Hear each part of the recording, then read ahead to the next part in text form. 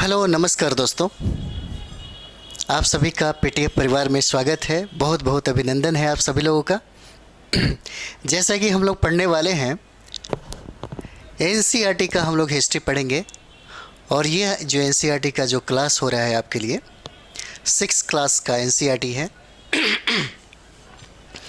अगर हम लोग इसकी महत्वपूर्ण और इसकी इम्पोर्टेंस पे अगर बात करें तो जीएस के लिए सबसे बेहतरीन बुक होता है। अगर आप यूपीएससी की तैयारी कर रहे हैं, बीपीएससी की तैयारी कर रहे हैं, तो आपको कम से कम 2-4 बार 5 बार आपको पढ़ना चाहिए। चलिए हम लोग शुरुआत करते हैं। अध्याय की अगर बात कर दिया जाए तो अध्याय आपका तीसरा हो जाता है। आरंभिक नगर की बात है, यानी कि हड़प्पा सभ्यता हम लोग इसमें पढ़ेंगे। आप देख सकते हैं यहाँ पे बहुत अच्छी बात यह है कि समझा करके अगर आप अच्छे तरीके से एनसीईआरटी का अध्ययन करते हैं 6 महीने तक, तो 6 महीने के बाद आप प्रारंभ करिए यूपीएससी की तैयारी या बीपीएससी की तैयारी या किसी भी पीसीएस की तैयारी। तब जा कर के आपको चीज़ें समझ में आने लगेगी। जैसे आप देखिएगा यहाँ पे लिखा हुआ है पुराने भवन का संरक्षण। यहाँ पे 2 बच्चों को आप देख लीजिए। यहाँ पे कुछ ऐसे सवाल पूछे जाते हैं आपसे। अगर आप पढ़ेंगे तो आपको ये चीज़ें समझ में आएगी। कभी कभी यूपीएससी की तैयारी करने वाले जो आईएएस बनते हैं, आईपीएस बनते हैं, उसे भी 6ठा क्लास का एनसीईआरटी पढ़ना होता है। जिनका बैकग्राउंड, जिनका कॉलेज और जिनका एकेडमी अच्छा नहीं है, उनके लिए बहुत इम्पोर्टेंट है। लेकिन जिनका एकेडमी बहुत अच्छा है, जिनका कॉलेज बहुत अच्छा है, उनको इस चीज़ की ज़रूरत कभी नहीं पड़ती।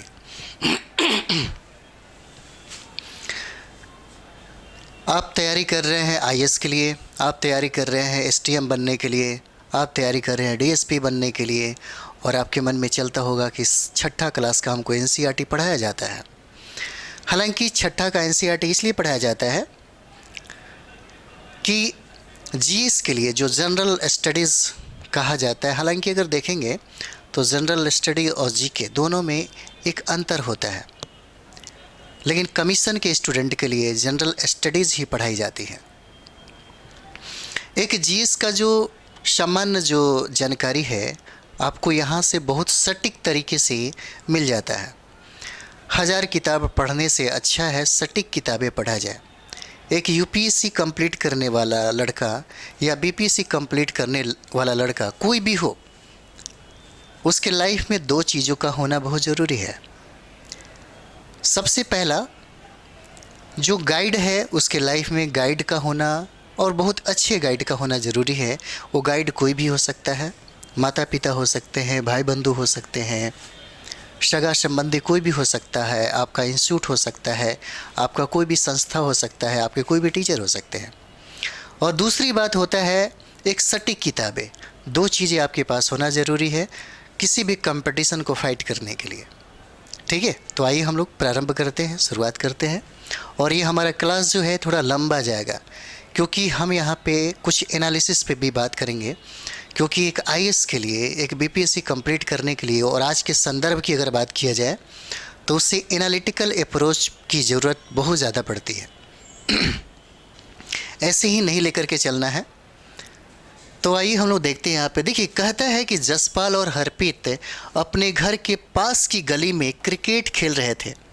उन्होंने देखा कि कुछ लोग उस खंडहर घर की तारीफ कर रहे थे जिसे गली के बच्चे भूतहा घर कहा करते थे। आप कभी जाइएगा, जो मुगलों के द्वारा बनाया गया है, जो राजा महाराजाओं के द्वारा बनाया गया है, बहुत बड़ा आपको बंगला दिखेगा।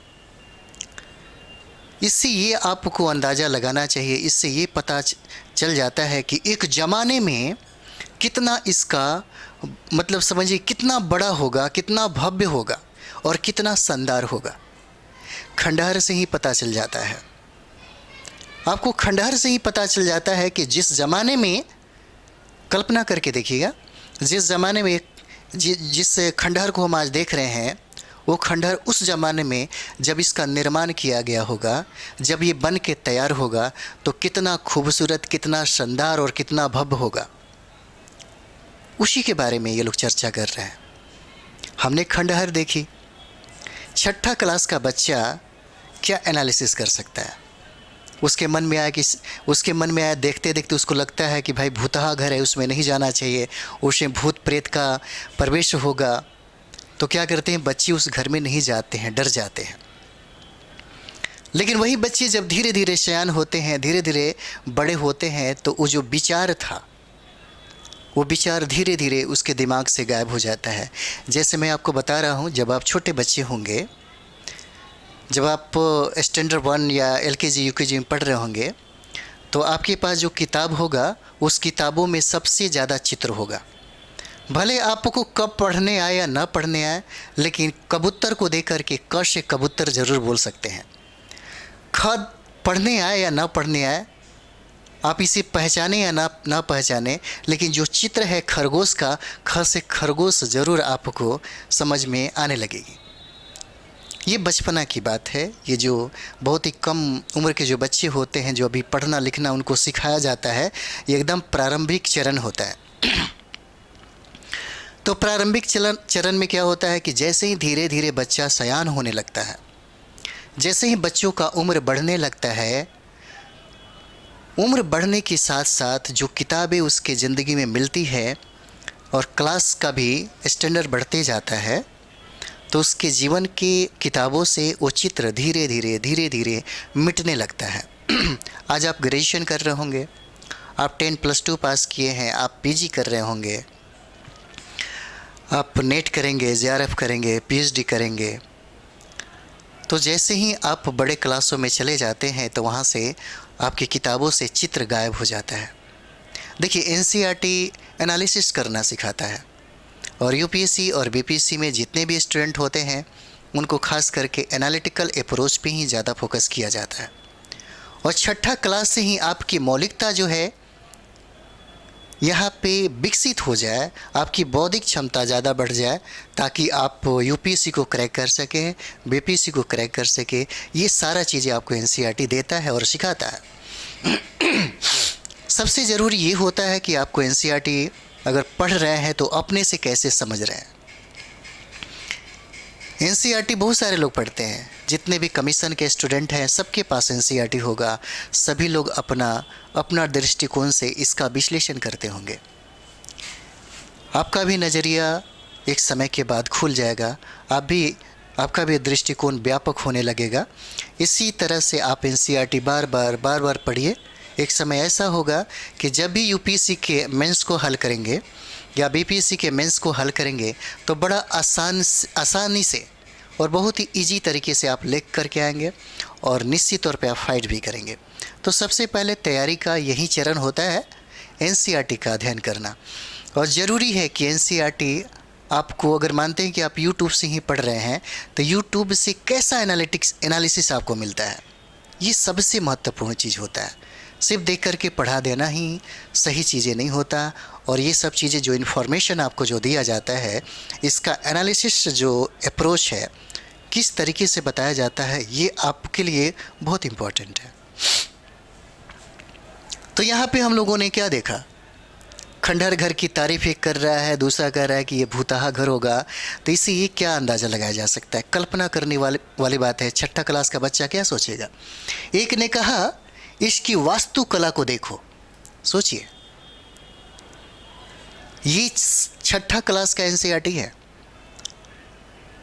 कभी कभी आपके दिमाग में चलता होगा कि फर्स्ट बार या सेकंड बार में कोई भी आदमी UPSC फाइट कर जाता है, और कुछ लोग अपनी पूरी ज़िंदगी लगा देते हैं UPSC BPSC को तैयारी करने में, फ़ाइट करने में। हम लोग को याद है कि हम लोग जब एक ग्रुप में पढ़ रहे थे, तो मेरे फ्रेंड जो लोग थे, एक बार में उन्होंने IPS को कंप्लीट किया, UPSC कंप्लीट किए, तो उनको IPS मिला, और बाद में उनको लगा कि नहीं, हमको IAS ही बनना है, और दोबारा उन्होंने एग्ज़ाम दिया, फिर वो IAS बने, और बहुत ही टॉप क्लास का, समझिए कि वो IAS का उनका स्थान रहा, और अभी वो PO में ऑफिस में है। सोचिए। लेकिन मैं ये कहना चाहता हूँ कि उनका जो एनालिसिस है, उनका जो देखने का नज़रिया है, उनका जो दृष्टिकोण है, बहुत ही व्यापक है। जब तक आपका दृष्टिकोण व्यापक नहीं हो जाता, तब तक आप यूपीएससी और बीपीएससी कभी फाइट नहीं कर सकते। और यही वजह है, यहीं पे मेहनत करना है। थोड़ा सा एक बार मेहनत करें। तो एक ने कहा कि इसकी वास्तुकला को देखो। क्या आपने कहीं लकड़ी पर इतनी सुंदर नक्काशी देखी है? नक्काशी का मतलब होता है चित्रकारी करना। जैसे देखते हैं कि अभी हम लोग देखेंगे तो कुटीर उद्योग में ये सारा चीज़ें देखने को मिलता है। जैसे कभी आप गांव में जाते होंगे तो लकड़ी बनाने वाले जो कारीगर होते हैं, उसे बड़ा ही सुंदर तरीके से चित्रकारी कर देते हैं। उसी चित्रकारी को हम लोग नक्काशी बोलते हैं। दूसरी महिला ने कहा कि हमें मंत्री जी को पत्र लिखकर कहना चाहिए कि वह इस खूबसूरत घर को सुरक्षित रखने के लिए इसकी मरम्मत कराने की व्यवस्था करें। सोचिए, हालांकि आप मौलिक जब कर्तव्य पढ़ेंगे ना, जैसे फंडामेंटल राइट्स हम लोग पढ़ते हैं, हमको मौलिक अधिकार है, बहुत सारे अधिकार है, तो बहुत सारे अधिकार तो दे दिए, लेकिन कुछ कर्तव्य भी आपको जोड़ दिया गया। और कर्तव्य में आप देखेंगे जो ऐतिहासिक है, जो हमारे विरासत को मिला हुआ है, उसको सुरक्षित रखना और उसको बहुत ही खूबसूरत तरीके से रखना, ये आपका अधिकार है। और यही कहा जा रहा है कि प्राचीन काल में जो भी चीज़ें बनाई जाती हैं, मुग़ल काल में जैसे आप लाल किला देखते हैं, आप ताजमहल देखते हैं, है ना, दिल्ली का कुतुब मीनार देखते हैं, बहुत सारा चीज़ें हैं। चाहे आप ये देख सकते हैं, अशोक सम्राट का जो भी शिलालेख है, उसको संरक्षित तरीके से रखना चाहिए। और यही बात कहा जाता है, ताकि जब भी आप अपने विरासत को देखें, आपको लगे, आप कहा जाता है कि जैसे मानते हैं आप लोग, जो लोग अपना इतिहास नहीं पढ़ते, उन्हें गर्व कैसे होगा? अपनी विरासत पे उन्हें कैसे गर्व होगा? कैसे महसूस होगा कि पूरी दुनिया में सबसे विकसित अवस्था भी हमारी थी? कैसे वो समझ पाएंगे कि हड़प्पा सभ्यता, जिस हम लोग हड़प्पा सभ्यता को पढ़ने जा रहे हैं, पूरी दुनिया में सबसे प्राचीन सभ्यता है और वो सभ्यता हमारे भारत में ही फला फूला। जिस सभ्यता की तुलना उस समकालीन जितनी भी सभ्यता और संस्कृति है, उसमें कतई किसी से भी तुलना नहीं किया जा सकता। अगर तुलना करते हैं तो आपकी सभ्यता और संस्कृति, सारे जितनी भी समकालीन थे वहाँ पे, सुमेरियन या मिस्र की सभ्यता, जो भी वहाँ पे सभ्यता दिखती है आपको उस काल में, उन सारे काल से बेहतर काल आपका माना जाता है। ये सब एनालिसिस से आपको करना पड़ेगा। और यही कहा जा रहा है कि अगर हम लोग मंत्री जी से बात करें तो हमें ये सोचना चाहिए कि इसको सुरक्षित रखा जाए। सुरक्षित रखने के लिए कुछ मरम्मत भी कराया जाए, ताकि ये जो गौरवशाली जो हमारा इतिहास है, यह एक कहानी कहे, है ना, लोगों को गर्व से भर देगा। कहता है, यह सब सुनकर जसपाल और हरप्रीत सोचने लगे कि इस पुराने खंडहर से लोगों का इतना लगाव क्यों हो सकता है। क्या ताजमहल भी लोग, बहुत सारे लोग हैं जो देखने जाते हैं, विदेश से भी लोग आकर के देखते हैं। जैसे चंद्रगुप्त जो मौर्य हैं, उनका जो राज प्रसाद है, तो उनका जो राज प्रसाद, आप कभी भी आएंगे कुम्हरार में, जो पटना में स्थित है, तो बहुत सारे लोग इस दृष्टिकोण से आते हैं देखने के लिए कि चंद्रगुप्त का महल, जो कहा जाता है कि सूसा और एक बतना से भी बहुत ही बेहतरीन था, कभी तुलना अगर किया जाए तो हमारे कुम्हरार का जो यानी कि राजप्रसाद है, इससे कतई भी इसकी बराबरी नहीं कर सकता।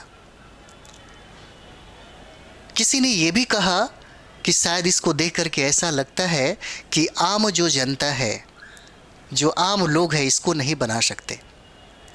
ऐसा लगता है कि इसको बनाने वाला कोई देवता ही होगा। तो इस तरीके से जो व्याख्या किया जाता है, इस तरह से जो सोच है, ये कैसे पता चलता है? उसकी भव्यता ये बताती है और उसका ये विरासत बताता है, जो पटना, जो आपके बिहार में दिखता है। तो हम लोग यहाँ पे देखेंगे, आप देख सकते हैं हड़प्पा की कहानी।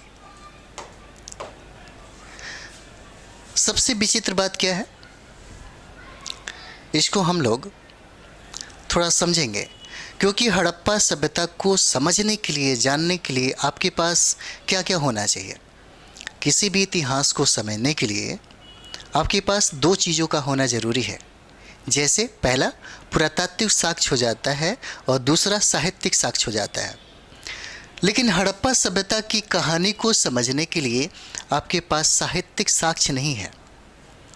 इसको समझने के लिए आपके पास मात्र केवल एक ही साक्ष्य है, जिसे हम लोग पुरातात्विक साक्ष्य बोलते हैं। हालांकि बहुत सारे ऐसे इतिहासकार हैं जिनका ये मानना है कि उस समय लिपि रही होगी और लिपि का चर्चा किया गया है, लेकिन बहुत कोशिश किया गया इतिहासकारों के द्वारा, वैज्ञानिकों द्वारा इसको पढ़ने का, लेकिन उन लोगों ने पढ़ने में असफल हो गए। और पठनीय होने के कारण, लिपि और पठनीय होने के कारण इसके बारे में सटीक जानकारी नहीं प्राप्त होती है कि वहाँ का समाज कैसा होगा, वहाँ का व्यवस्था कैसा होगा, वहाँ की धार्मिक और सांस्कृतिक जो विरासतें जो आज हम देखते हैं वो कैसा होगा। तो हमें डिपेंड होकर के ये पढ़ना पड़ेगा कि जो पुरातात्विक साक्ष्य है उसका ही विश्लेषण हमको करना पड़ेगा यहाँ पे, तब जा कर के हम इस हड़प्पा सभ्यता की विशेषता को समझ पाएंगे और हड़प्पा सभ्यता के समाज को समझ पाएंगे। और हड़प्पा सभ्यता में जो नगर नियोजन है, जो बहुत ही विशेष रूप से हमें पढ़ना है, जैसे आपको हड़प्पा सभ्यता का पतन भी पढ़ना है, तो इसके बारे में हम लोग डिटेल्स में इसी में समझ में आएगा।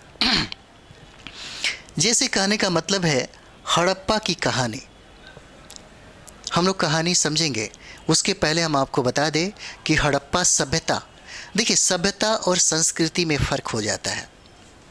बहुत ऐसे लोग हैं समझ नहीं पाते हैं, खास करके हम बच्चों की, अगर बच्चे देख रहे होंगे तो उन्हें ये पता चलना चाहिए कि सभ्यता किसे कहते हैं और संस्कृति किसे कहते हैं। देखिए सबसे बड़ी बात यह है, जैसे मानते हैं हम लोग जैसे सभ्यता की अगर बात कर दिया जाए तो यही वजह है कि जब भी आप यूपीएससी में मेंस देखते होंगे, ऑप्शनल पेपर में देखते होंगे, या बीपीएससी में एक समय देखा जाता था, अभी तो आपको एमसीक्यू कर दिया गया है, तो वहाँ पे हड़प्पा सभ्यता का पतन के कारणों का उल्लेख करें, आपको इसमें भी देखने को मिलेगा। हड़प्पा सभ्यता के पतन के कारणों का उल्लेख करें तो हड़प्पा सभ्यता का चर्चा किया है, नहीं कि संस्कृति का। सभ्यता पतन हो सकता है, सभ्यता एक जगह से दूसरे जगह पे स्थापित हो सकता है, या मिटने के बाद दोबारा कोई दूसरी सभ्यता आ सकती है। जैसे हम लोग देखते हैं कि हड़प्पा सभ्यता के पतन के बाद एक ग्रामीण सभ्यता आ जाती है, हम लोग उसके बारे में भी पढ़ेंगे। तो सभ्यता उसे कहते हैं जो हमारे द्वारा बनाई जाती है, और हम जो हैं, हम में जो सब कुछ निवास करता है, हमारे खाने का स्टाइल, गाने का स्टाइल, रहने का स्टाइल, मतलब बहुत सारे रिलेशन होते हैं, प्रेम का, ये सारा चीज़ें आपको है, ये सब कुछ क्या है? संस्कृति है, जो कभी मिट ही नहीं सकता। सभ्यता मिट सकता है, संस्कृति नहीं मिट सकता। ये फ़र्क हो जाता है, सिंपल ये ऐसे समझिए। जैसे कभी कभी होता है कि धर्म और दर्शन में क्या अंतर होते हैं, तो मैं आपको ऐसे ही बता दूं। जैसे मानते हैं कि भारत आपका धर्म हो गया, वो भारत के बारे में जितना भी चर्चा आप कर रहे हैं, भारत हमारा महान देश है, भारत सोने का चिड़िया कहा जाता है, भारत में विभिन्न जाति धर्म संप्रदाय के लोग रहते हैं, है ना, फिर भी सभी लोग इकट्ठा होकर के आपस में भाईचारे बना के रहते हैं। ये जो बातें आप कह रहे हैं ना, किसके बारे में कर रहे हैं? भारत के बारे में कर रहे हैं, तो भारत क्या हो जाता है? धर्म हो जाता है। लेकिन जो चर्चा आप कर रहे हैं, जो विशेषता बता रहे हैं भारत के बारे में, वो आपका दर्शन हो जाता है। मोटा मोटी ऐसे समझिए, ठीक है। तो यहाँ पे हम लोग देखते हैं हड़प्पा की कहानी जो देखेंगे, देखिए कहता है कि अक्सर पुरानी इमारत अपनी कहानी बताती है ना। जब भी हम किसी खंडहर को देखेंगे, जैसे आप कभी भूत वाला फिल्म देखिएगा, है ना, कभी भूत प्रेत वाला जो फिल्म होता है, हॉरर मूवी जब कभी देखिएगा, तो बहुत बड़े महल में शूट किया जाता है और वो कहानी उसी में छुपा हुआ रहता है। बाद में पता चलता है कि उसी कहानी में एक राजकुमारी थी जिसको किसी राजकुमार से प्रेम था, दोनों को नहीं मिलने दिया गया, है ना। बाद में ऐसा घटना हो गया, अंततः उसे क्या कर दिया गया? बंद कर दिया गया। है ना। ओझा जादू मंत्रों के द्वारा क्या कर दिया गया, उसको ब्लॉक कर दिया जाता है। वर्षों बाद धीरे धीरे वक्त के साथ जब समय बीतते जाता है तो वो तब्दील हो जाता है खंडहर में, है ना। 200 साल 300 सालों के बाद हम उसी इमारत को, हम उसी भव्य जो बहुत ही खूबसूरत जो इमारत थी, जो महल थी, उसी को हम खंडहर के रूप में देखते हैं। और ये खंडहर क्या कहता है, एक कहानी गढ़ता है क्या, एक कहानी हमको सुनाता है। तो अक्सर पुरानी इमारत जो है क्या कहता है, एक कहानी कहता है। लगभग 150 साल पहले जब पंजाब में पहली बार रेलवे बिछाई जा रही थी, ये पता होगा कि डलहौजी के समय में ही ये शुरुआत हुआ था, रेलवे का प्रारंभ हुआ भारत में। हालांकि अगर रेलवे की बात कर दिया जाए तो रेलवे में जो पटरी होता है, जिसको रेल बोलते हैं हम लोग, पटरी जो होता है उसको बिछाने के लिए बहुत सारे मजदूर काम कर रहे थे। तो पंजाब का एक क्षेत्र था, आपको यहाँ पे चर्चा भी करता है। और ये फैक्ट जो है ना, फैक्ट ज़रूर आप अपने कॉपी में लिखते जाएंगे ताकि आपको ज़्यादा फ़ायदा होगा। अभी के समय में देखेंगे कि अभी आप दारोगा की तैयारी कर रहे हैं या आप बीपीसी का तैयारी कर रहे हैं, यूपीसी का तैयारी कर रहे हैं, तो आपको सारी किताब जितने भी गाइड वाइड हैं सबको छोड़ करके आपको एनसीईआरटी पे ही फोकस करना पड़ेगा। तो पंजाब में पहली बार जब रेलवे लाइन बिछाई जा रही थी तो पंजाब का क्षेत्र आप देखेंगे, सिंधु का जो क्षेत्र है, इसी क्षेत्र में एक सभ्यता मिट्टी के नीचे दब गई थी। जब उसका खुदाई हुआ तो वहाँ से बड़ा खूबसूरत पक्का हुआ ईंट जो है कि प्राप्ति होने लगी। इंजीनियरों ने और काफ़ी लोगों ने इसका प्रयोग करना शुरू कर दिया। बाद में पुरातात्विक जो विद आते हैं, जब इसके बारे में निरीक्षण करते हैं तो उन्हें पता चलता है कि यह सभ्यता एक समय में बहुत विकसित अवस्था में थी। तब उसको जा कर के क्या किया जाता है, संरक्षित कर दिया जाता है। इसी के बारे में ये कहता है कि तो इस काम में जुटे इंजीनियरों को अचानक हड़प्पा पूरा स्थल मिला जो आधुनिक पाकिस्तान में है। तो उस समय की बात है जब रेलवे लाइन बिछाई जा रही थी। उस समय हमारा देश अंग्रेज़ों का गुलाम था और भारत पाकिस्तान, ये सारे जो क्षेत्र आपको दिख रहे हैं, भारत और पाकिस्तान, ये एक ही देश था भारत। 1947 में जब हमारा देश आज़ाद हुआ, उसके बाद ये बट कर के दो भागों में हो गया, एक पाकिस्तान बन जाता है और एक भारत हो जाता है। तो पाकिस्तान का जो बलूचिस्तान का क्षेत्र अगर आप देखेंगे तो वर्तमान में अभी के समय में हड़प्पा सभ्यता का कुछ साक्ष्य आपको पाकिस्तान के क्षेत्र में भी दिखेगा। और यही चीज़ें यहाँ पे कह रहा है, ठीक है। आधुनिक पाकिस्तान में है, आधुनिक, ठीक है। उन्होंने सोचा कि यह एक ऐसा खंडहर है जहाँ से अच्छी ईंटें मिलेगी। यह सोचकर वे हड़प्पा के खंडहरों से हज़ारों ईंटें उखाड़ ले गए, जिससे उन्होंने रेलवे लाइनें बिछाई। इससे कई इमारतें पूरी तरह नष्ट हो गई, ठीक है। जब पुरातत्वविद यहाँ पे आए तब तक इस ईंटों का इतना ज़्यादा, लोकल जो लोग थे वहाँ के रहने वाले जो वासी थे, उन लोगों ने भी इस ईंट का इस्तेमाल अपने घर को बनाने में किया। इंजीनियरों ने रेलवे लाइन को बिछाने में इसका प्रयोग तो किया, साथ ही साथ वहाँ के जो जनता थी, वहाँ के जो आवाम थी, उन लोगों ने भी इस खंडहर को तोड़ करके ईंट निकाला और उससे अपना घर बनाया, जिसके वजह से हड़प्पा सभ्यता जो थी, जो इमारतें थी, ये क्या हो गया, पूरी तरह से नष्ट हो गई। कहता है कि उसके बाद लगभग 80 साल पहले पुरातत्वविदों ने इस स्थल को ढूंढा और तब पता चला कि यह खंडहर उपमहाद्वीप के सबसे पुराने शहरों में से एक है, ठीक है। यहाँ पे देखिए, जब पुरातत्वविदों ने खोजा, जब सी कार्बन डेटिंग के द्वारा पता लगा कि यह 2350 ईसा पूर्व की बात है, उस समय, उस ज़माने का ये सभ्यता है, तब बहुत ही ज़्यादा अद्भुत लगा। तब उन्होंने ये बताया कि प्राचीन भारत के इतिहास में कोई ऐसी सभ्यता अभी तक इतनी विकसित अवस्था में देखने को नहीं मिला था। और यहाँ से इतिहास पढ़ने वाले जो स्टूडेंट हैं और इतिहास पढ़ाने वाले जो विद्यार्थी, मतलब जो टीचर हैं, जो शिक्षक हैं, उनका नज़रिया यहीं से अलग हो जाता है। जिस सभ्यता और संस्कृति के बारे में हम लोग ये जानते थे कि इससे बेहतर सभ्यता और संस्कृति सुमेरियन मिस्र की मेसोपोटामिया की सभ्यता थी, उसको लेकर के एक भ्रम था। जब ये सभ्यता जब मिला तब पता चला कि हम दुनिया में अजूबा थे, हम दुनिया के और सभ्यता और संस्कृतियों से बेहतर स्थिति में थे। जब हड़प्पा सभ्यता की खुदाई हुई और हड़प्पा सभ्यता की खुदाई हुई तो पता चला कि यह सभ्यता एक नगरीकरण सभ्यता थी। यह सभ्यता एक शहरीकरण सभ्यता थी, जो दुनिया की किसी भी सभ्यता में यह जो विशेषता थी नहीं मिलती है। नगर नियोजन की सभ्यता, जब हम हड़प्पा सभ्यता की नगर नियोजन पे हम लोग प्रकाश डालेंगे तो पता चलेगा कि दुनिया के समकालीन जितनी भी सभ्यता संस्कृति थी उसमें ऐसी विशेषता नहीं पाई जाती है जो हड़प्पा सभ्यता के, यानी कि आपको मिलेगा, इतिहास पढ़ने पे मिलेगा।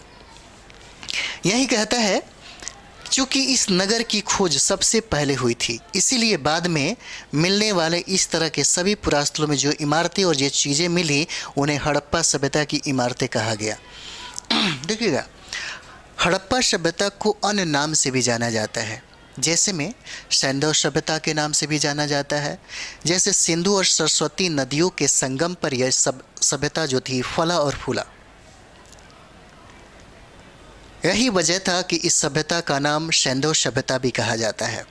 दुनिया में हड़प्पा सभ्यता का एक देन है। पूरे विश्व में इन्होंने कांस्य बनाने का एक कला जो थी, जो तकनीक था, इन्हीं लोगों ने सिखाया, जिसके वजह से इस युग को, इस काल को हम लोग कांस्ययुगीन युग से या कांस्ययुगीन कला के नाम से भी जानते हैं।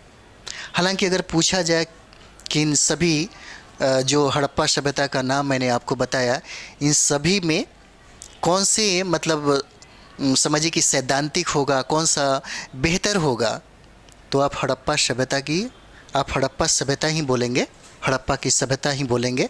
हालांकि इसको हम लोग मोहनजोदाड़ो की सभ्यता के नाम से भी जानते हैं।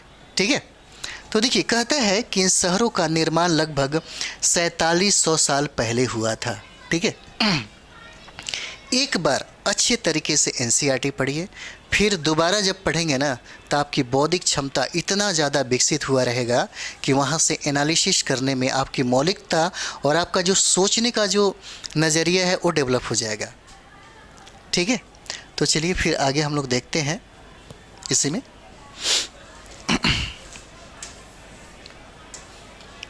यहाँ देखिए कुछ सवाल है आपसे किया जा रहा है। प्रायः पुरानी इमारतों को तोड़कर उनकी जगह नए भवन बनाए जाते हैं। क्या तुम्हें लगता है कि पुरानी इमारतों को सुरक्षित रखना चाहिए? ये सवाल है आपसे, है ना। क्या लगता है तुम्हें पुरानी इमारतों को सुरक्षित रखना चाहिए?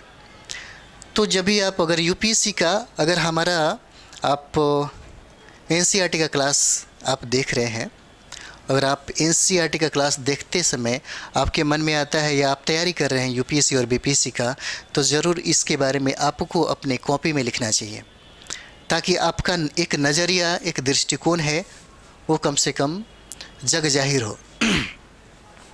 कहता है कि नगरों की विशेषता क्या थी, और यही विशेषता, नगरों की जो विशेषता है, कभी आप यूपीएससी में मेंस में देखेंगे, कभी बीपीएससी के आप जो ऑप्शनल पेपर मेंस हुआ करता था उसमें देखेंगे।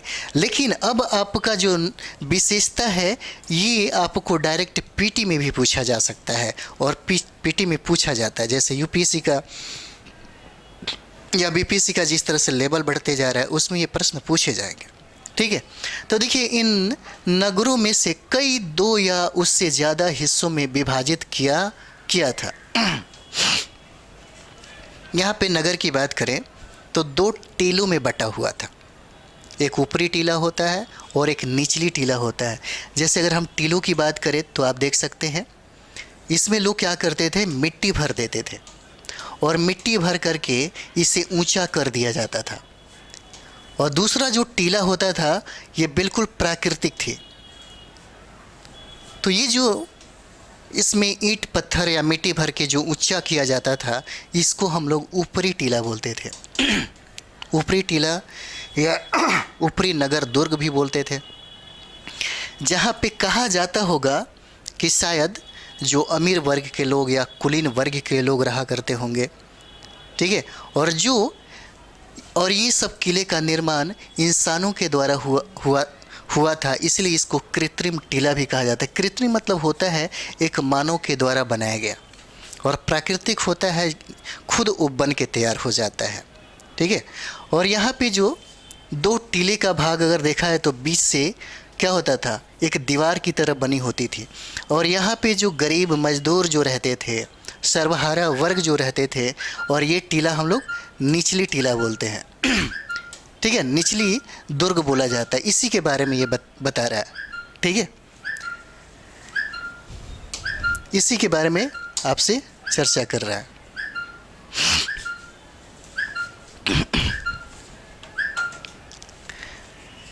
तो यहाँ पे हम लोग देखेंगे ऊंचाई वाले भाग को पुरातत्वविदों ने नगर दुर्ग कहा है और निचले हिस्से को निचला नगर कहा है। दोनों हिस्सों की चार दीवारियाँ पक्की ईंटों की बनाई जाती थी, ठीक है। देखिए, पक्की ईंट का होना हड़प्पा सभ्यता में भी एक विशेषता है जो बाकी सभ्यताओं में ऐसा देखने को नहीं मिलता। हालांकि हड़प्पा सभ्यता में पक्की ईंटों के साथ साथ कच्ची ईंटें भी प्राप्त होती हैं तो कहा जाता है कि इसकी ईंटें इतनी अच्छी पकी थी कि हज़ारों सालों बाद आज तक उनकी दीवारें खड़ी रही। जैसे में कभी भी आपको देखने को मिलेगा, कभी भी अगर आप जाते हैं उस क्षेत्र में और हड़प्पा सभ्यता को कभी देखने का मौका मिलेगा तो आप देखिएगा ईंट को इतनी तकनीकी के द्वारा इतना खूबसूरत तरीके से बनाया गया कि उसकी जो उम्र है आज भी सेम टू सेम है, और जिस तरीके से दीवारें खड़ी हुई मजबूत अवस्था में है वो भी एक अलग तकनीक है, वैसा आपको दिखता है। दीवार बनाने के लिए ईंटों की चिनाई इस तरह करते थे जिससे कि दीवारें खूब मजबूत हो। प्राचीन काल में एक ऐसी कला उनके पास थी कि दीवारों को तोड़ने के लिए बहुत सारे फोर्स का प्रयोग किया गया। वर्तमान में अगर देखेंगे तो कुछ दीवारें ऐसी भी मतलब समझिए कि इंजीनियरों के द्वारा बनाया जाता है कि बन करके तैयार हुआ 2 दिन के बाद वो गिर जाता है। उस समय की सोचिए, उस प्राचीन युग में कितना साइंस और टेक मजबूत होगा, कितना विज्ञान प्रौद्योगिकी, कितना तकनीकी समझिए कि विकसित अवस्था में हुई होगी कि आज भी वो कहीं ना कहीं क्या कहता है, कहानी गढ़ता है, ठीक है। और कहता है कुछ नगरों के नगर दुर्ग में कुछ खास इमारतें बनाई गई थी। मिसाल के तौर पर मोहनजोदाड़ो में, ठीक है, मोहनजोदाड़ो में, इससे पहले हम लोग ये देखेंगे ये नगर आधुनिक पाकिस्तान, हालांकि इसको आगे बढ़ जाते हैं फिर उसके बाद हम आपको लेके चलेंगे यहाँ तक, ठीक है। तो ये देखिए, कहता है कि कुछ नगरों में के नगर दुर्ग में कुछ खास इमारतें बनाई थी। मिसाल के तौर पर मोहनजोदाड़ो में खास तालाब बनाया गया था, ठीक है। जब भी आपसे पूछेगा कि तालाब कहाँ मिलता है या स्नानागार की प्राप्ति कहाँ मिलता है तो ऑलरेडी मोहनजोदाड़ो यहाँ पे लिखा गया है, और मोहनजोदाड़ो से जो स्नानागार है वहाँ पे स्नानागार की प्राप्ति होती है। प्रश्न पूछा जाएगा आपसे कि हड़प्पा सभ्यता के किस स्थल से स्नानागार की प्राप्ति होती है, ऑलरेडी आपको यहाँ पे लिखा कौन सा, मोहनजोदाड़ो। तो मोहनजोदाड़ो आपको याद रहेगा तो ज़रूर इसे क्या करेंगे, सॉल्व कर देंगे। जिसे पुरातत्वविदों ने महान स्नानागार कहा है। इस तालाब को बनाने में, जैसे आप जाइएगा ना कभी, अगर आपको तीर्थ स्थल जाने का मन करे तो देखिएगा क्या होता है कि चारों तरफ से उसमें स्नान करने के लिए ईंटों से इसका निर्माण किया जाता है और सीढ़ियाँ बनाई जाती है चारों तरफ से, और इसी के अगल बगल में अगर आप देखना चाहेंगे तो कुछ कमरे भी बनाए जाते होंगे, कुछ रूम भी बनाया जाता होगा ताकि गंगा स्नान हो या कोई भी स्नान करने के बाद आप अपने ड्रेस को चेंज कर सके। शायद हो सकता है कि इसलिए बनाया जाता होगा कि वहाँ पे कुछ धर्म अनुष्ठान की वजह से वो लोग करते होंगे, है ना, कुछ अध्यात्म में उनका यानी कि संबंध रहा होगा, कुछ विश्वास रहा होगा, और यही सब चीज़ें अनुमान लगाइए जो आज का वर्तमान युग है ना, इसी तरीके से शायद उस समय में रहा होगा ऐसी संस्कृतियाँ, है ना। तो ये सब चीज़ें अगर हम यहाँ से जोड़ के देखेंगे तब हम पूरी तरीके से इसको समझ सकते हैं। तो कहता है कि इस तालाब को बनाने में ईंट और प्लास्टर का इस्तेमाल किया गया था, ठीक है। और कहता है कि इसे पानी का रिसाव रोकने के लिए प्लास्टर के ऊपर चारकोल की परत चढ़ाई गई थी, ठीक। और कहता है कि इस सरोवर में दो तरफ से उतरने के लिए सीढ़ियाँ बनाई गई थी। कभी कभी हम लोग देखते हैं, जैसे आप जाते हैं बनारस या अयोध्या जाते हैं या काशी जाते हैं, तो वहाँ भी ऐसी चीज़ें देखने को मिल जाता है। आराम से दो साइड से आप जाते हैं, सीढ़ियाँ है उतरने के लिए और उस पर चढ़ने के लिए, वही चीज़ें कर रहा है। और चारों ओर कमरे बनाए गए थे। इसे भरने के लिए पानी कुएं से निकाला जाता था, क्योंकि बात यह है कि उस समय आप देखेंगे तो ये कुआं आपको हड़प्पा सभ्यता के सभी घरों में मिल जाएगा, क्योंकि एक समय था, उस ज़माने की बात हो रही है जिस ज़माने में चापाकल आपको नहीं दिखता होगा। उस समय में कुआं बहुत ही ज़्यादा डेवलप था। और हम लोग बात करेंगे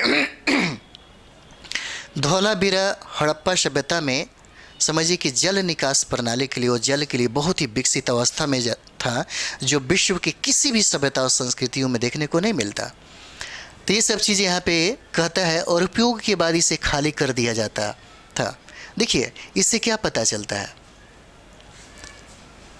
जैसे कुएं से मैंने पानी तालाब में भरा और जैसे ही स्नान हो जाता है, जैसे ही ये कार्यक्रम ख़त्म हो जाता है, उस तालाब को खाली कर दिया जाता है, पानी को बाहर निकाल दिया जाता है। इसका मतलब है कि वहाँ लोग समझिए कि साफ़ सफाई स्वास्थ्य पे बहुत ही ज़्यादा फोकस करते होंगे। क्या इससे पता चलता है ना, ये अनुमान आप खुद लगाइए, ऐसा पूछा जाता है, ठीक है। यानी कि यहाँ पे खाली कर दिया जाता था, इसका मतलब क्या है, सबसे ज़्यादा साफ़ सफाई, क्योंकि वो पानी गंदा हो जाता है और गंदा के बाद जब आप दोबारा इस्तेमाल उसको करेंगे तो बहुत सारे बीमारियाँ, उस जल जनित का रोग जो है आपके ऊपर हावी हो जाता होगा। और यही वजह था कि इन सारे लोगों को इस समय तक ये पता था। शायद यहाँ विशिष्ट नागरिक विशेष अवसरों पर स्नान किया करते थे। देखिए विशिष्ट नागरिक विशेष अवसरों की बात हो रही है। अगर हम लोग यहाँ पे देखेंगे तो हड़प्पा सभ्यता में ना कोई मंदिर मिला है, ना कोई पूजा पाठ का ऐसा कोई साक्ष्य मिला है, बट एक अनुमान है यहाँ पे कि ये जो स्नान होती थी कुछ विशेष अवसरों पे ही होगा। हो सकता है कि लोग किसी अवसर पे पूजा पाठ करते होंगे, है ना, कुछ ऐसा कार्यक्रम करते होंगे जिससे हो सकता है कि लोगों का संबंध कहीं अध्यात्म से रहा होगा। यही चीज़ें यहाँ पे इंगित कर रहा है। आगे हम लोग देखेंगे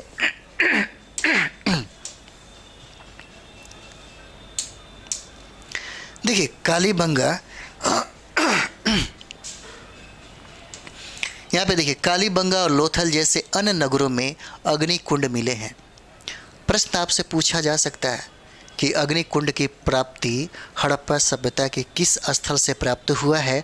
तो आप कॉपी कलम लेकर के कभी बैठिए, जब भी एनसीईआरटी पढ़ रहे हैं तो फैक्ट निकाल के ज़रूर उसको रखिए ताकि एग्ज़ाम के समय में आप उसका रिवाइज कर सकें। तो कालीबंगा और लोथल जैसे अन्य नगरों से क्या मिला, अग्नि कुंड के साक्ष्य मिले हैं जहाँ संभवतः यज्ञ किए जाते होंगे। ठीक है, क्या कहता है, यज्ञ किए जाते होंगे, सटीक नहीं कह रहा है, क्योंकि कुछ पुरातात्विक साक्ष्य ऐसे मिले हैं जिससे अनुमान लगाया जाता होगा। हड़प्पा, मोहनजोदड़ो और लोथल जैसे कुछ नगरों में बड़े बड़े भंडार गृह मिले हैं। ठीक है, क्या मिलता है, भंडार गृह मिला हुआ है, जैसे अन्नागार हो जाता है जहाँ पे अनाजों को क्या कर दिया जाता है, गोदाम के भांति। जैसे वर्तमान में देखेंगे तो आप पटना के गोलघर देखेंगे तो अकाल से बचने के लिए अन्न का भंडारण किया जा रहा था, अनाजों का भंडारण किया जा रहा था। उसी तरीके से हम लोग हड़प्पा सभ्यता में भी मतलब अन्न का भंडार, अन्नागार हम लोग देखेंगे। और अन्नागार कहीं ना कहीं संकेत करता है कि शायद उस समय में मतलब बहुत व्यापक तरीके से अकाल आता होगा। शायद इसी अकाल को ध्यान में रखते हुए इस अन्नागार का निर्माण किया जाता होगा। हम लोग यहीं पे इस नेक्स्ट वीडियो में हम लोग मिलते हैं, ताकि बार बार एक वीडियो बहुत लंबा हो जाता है। ठीक है, तो हम लोग नेक्स्ट वीडियो में इसके बाद बताते हैं, क्योंकि हमारा जो एनसीईआरटी का क्लास है, क्योंकि बहुत सारा अप्रोच को यहाँ पे हम दिखाने की कोशिश करेंगे। क्योंकि मानते हैं कि जब आप यूपीएससी की तैयारी करें या बीपीएससी की तैयारी करें तो आपको ज़्यादा से ज़्यादा मेहनत ना करना पड़ेगा। यहीं पे हम कोशिश करेंगे आपको व्यापक एक दृष्टिकोण दिलाने का और आपको सिखाने का। ठीक है, तो चलिए नेक्स्ट वीडियो में मिलते हैं। थैंक यू वेरी मच आप सभी लोगों को।